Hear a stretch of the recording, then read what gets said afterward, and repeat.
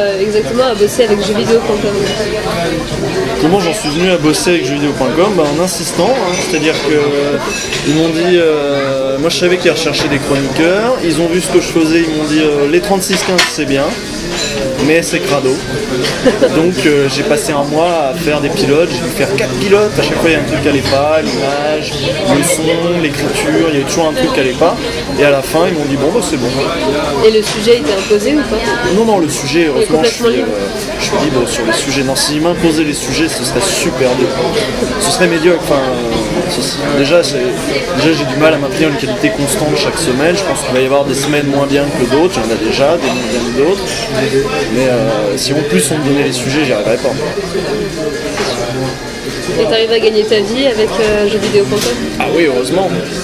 Ah bah je touche le PNB, le PIB du Mercosur chaque année. Ouais. Non, j'arrive à gagner ma vie, oui, mais comme je gagne pas beaucoup plus qu'à mon précédent boulot, je gagnais pas loin du SMIC.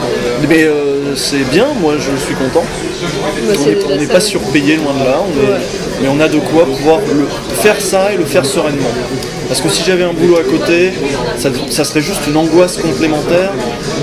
Parce que moi j'ai le stress de l'écriture, que vont pas avoir d'autres chroniqueurs et que vont pas avoir d'autres gens qui font des vidéos dans l'absolu. C'est que moi c'est écrit. Donc est-ce que je suis capable d'écrire, d'avoir assez d'idées? Les idées ça vient pas comme ça quoi. J'avais vu un mec qui écrit, qui crée, finalement il travaille même quand il travaille pas parce qu'il a cette angoisse permanente, il cherche en permanence. Moi je sais que je suis venu là en bus, dans le bus j'étais là chercher quoi. À ce temps-là il est primordial parce que c'est dans ce temps-là que tu vas prendre des notes, commencer à voir 2-3 trucs, puis prendre du recul sur tes idées. Une idée ça se mature. Une idée quand tu l'as sur le coup elle te paraît bonne, sinon tu l'aurais pas. Sinon tu la retiendrais pas. Donc si tu la retiens, tu dis ah ouais, pourquoi pas. Et des fois le lendemain tu vas voir ton truc écrit ou même pire, moi j'ai tendance à bosser d'un coup et à bosser rapidement. Et des fois le lendemain je vais non, c'est vraiment de la chier. Enfin, c'est vraiment à chier quoi. Et souvent hein, dans ce que je fais, je regarde ce que j'ai fait, vu que je bosse vite, je vois souvent des trucs que je fais c'est à chier parce que il faut un jour ou deux pour re-regarder ce que tu as fait et dire ça je garde pas. Dans les 36-15 ça dure 6 minutes, mais je tourne un peu plus, il y a des trucs que je vire. Et heureusement que j'ai un format court et que je peux virer des trucs et que j'écris plus que je ne garde à la fin. Mais toutes ces idées-là, je les ai quand même écrites, j'ai quand même tourné. C'était quoi la question? Je sais plus. C'était... on est parti sur autre chose du coup. Si t'arrivais à gagner ta vie à la Voilà, j'arrive à gagner ma vie. Si tu peux nous parler de ton attirance pour les jeux vidéo, comment ça t'est venu, vers quel âge? Très tôt forcément, comme beaucoup. À 5 ans, j'ai eu ma première Master System, j'ai eu ma Master System jeune, donc on était au départ quand même, parce que moi je suis pas un vieux de la vieille, j'ai pas 30 ans, 35 piges, j'ai 25 ans, donc la Master System elle était déjà old school à l'époque. Donc du coup j'avais peu de jeux, je les ai tous retournés parce que mes parents avaient pas masse de thunes, donc les jeux se renouvelaient pas comme ça facilement. Mais ça me fascinait, il y a quelque chose qui était fascinant quoi. Il y avait un univers graphique, ça a vraiment nourri mon imagination. Je dessine à côté, et je dessinais, maintenant j'ai un peu moins le temps, l'envie, le temps et l'envie de dessiner, mais j'ai toujours dessiné, ça, quand j'ai eu Double Dragon sur Master System, je dessinais les bonhommes de Double Dragon, ça nourrissait mon imaginaire et c'est venu. Quand j'avais Secret of Mana, je dessinais les bonhommes de Secret of Mana. Je me souviens à l'époque j'avais gagné un mec qui vient de passer ressemble à Didier Super. J'avais gagné une boîte de pastels ou un concours Leclerc, tu vois, où il fallait dessiner des trucs.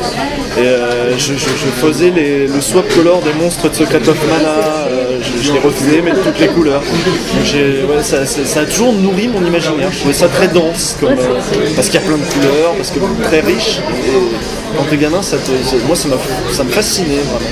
Et le fait que j'ai pas beaucoup de jeux, la frustration a nourri le désir. Tu sais, la frustration, ça nourrit toujours le désir dans quelques domaines que ce soit. Et du coup, j'ai eu beaucoup de frustration et donc beaucoup de désir. Maintenant, il y a un peu moins de désir parce que c'est plus facile, mais j'ai gardé ce goût de toute façon et j'en ai tellement bouffé que maintenant ce sont devenus les jeux, les images, les récits sont devenus mes récits, mes images de référence. Ça a peuplé mon imaginaire de façon durable. Ouais. Je crois qu'on a trouvé les phrases qu'on pourra détourner: frustration, désir, bouffer. Oui, désolé. On va détourner ça dans tous les sens. Tu vas avoir une sale réputation. Et tu sais, je le fais aussi dans les 36 15 et machin. Ouais. C'est mon fond de colère. Oui, dans la dernière vidéo, il y en avait une pas mal aussi. Sur avec le tennis. Ah, le tennis. Voilà. Ça, j'ai pas eu le temps de regarder. Ça, c'était facile. C'était facile. Très facile. C'est pour ça que j'ai fait style que c'était pas de moi. Oui. Je n'assume pas. Est-ce qu'il y a un jeu qui t'a marqué, auquel tu jouais quand tu étais gosse, auquel tu aimerais bien rejouer ou tu joues tous les jeux auxquels je jouais quand j'étais gosse, j'y ai rejoué et j'y rejoue même de temps en temps. Des jeux qui m'ont durablement marqué, ça va être ceux dont j'ai parlé tout à l'heure, des trucs comme Double Dragon, des trucs comme Alex Kidd, Secret of Mana. Secret of Mana plus que Zelda, tu vois. Zelda c'était cool, mais je veux dire, Zelda, je trouvais ça cool, mais j'avais pas tout compris. J'avais pas compris à quel point c'était génial à l'époque. La preuve, j'ai échangé mon Zelda 4 au collège contre Mortal Kombat 2. Maintenant, je ne joue plus à Mortal Kombat 2, je ne toucherai plus à Mortal Kombat 2, c'est de la... J'aime pas. Et tu parles à un fan de Mortal. Ah ouais. C'est de la merde, je suis désolé. Non mais c'est pas un jeu équilibré, c'est pas un jeu...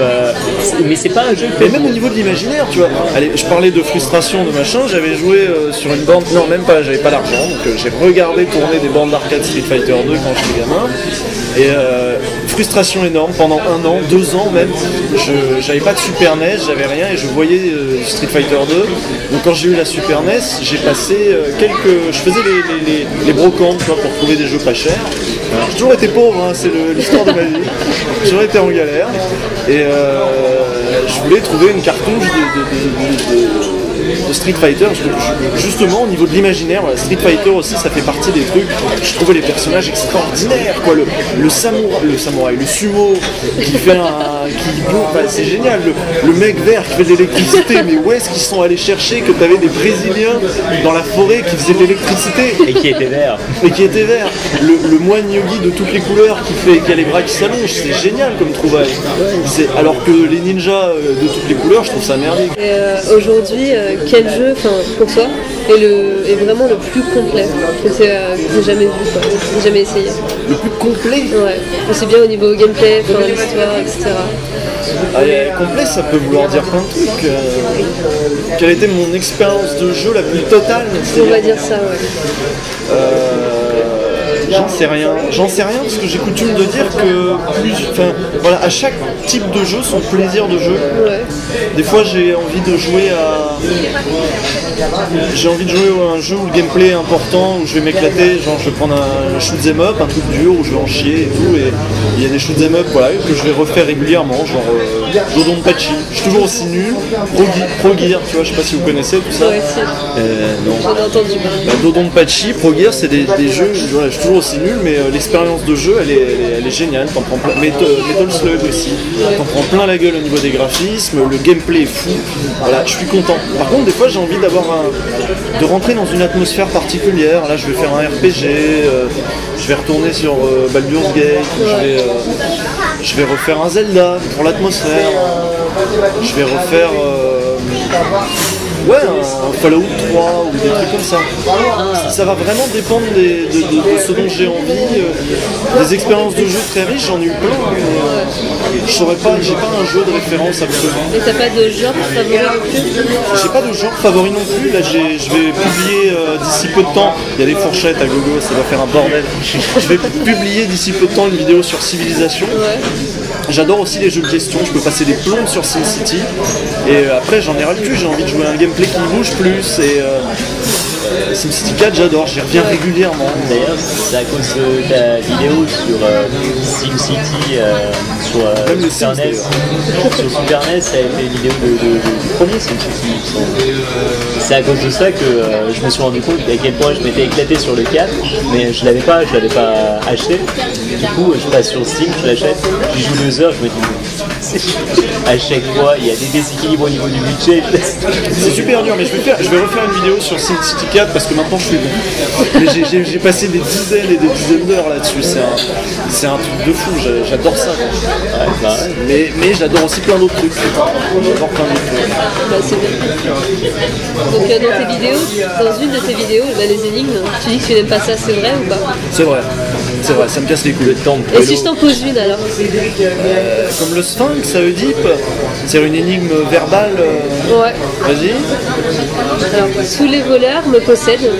Ouais. Je viens en premier dans les vengeances. Tous les devins m'utilisent. Les savants ne peuvent pas se passer de moi, car je suis le centre de gravité. Qui suis-je? Putain, c'est quoi cette énigme à la con? Tous les voleurs me... Enfin, me la relire. Tous les voleurs me possèdent. Donc, ouais, je suis le centre de gravité, j'en sais rien. Les devins, les druides, non, je sais plus. Tous les devins ne peuvent se passer de moi. Donc, je te la relis. Ouais. Tous les voleurs me possèdent. Ouais. Je viens en premier dans les vengeances. Tous les devins m'utilisent. Les savants ne peuvent se passer de moi, car je suis le centre de gravité. Et là, j'en sais rien. J'ai envie de te dire, j'en sais rien. C'est la lettre V. Oh. Ah. Ah, ok. Les énigmes, c'est terrible, mais ça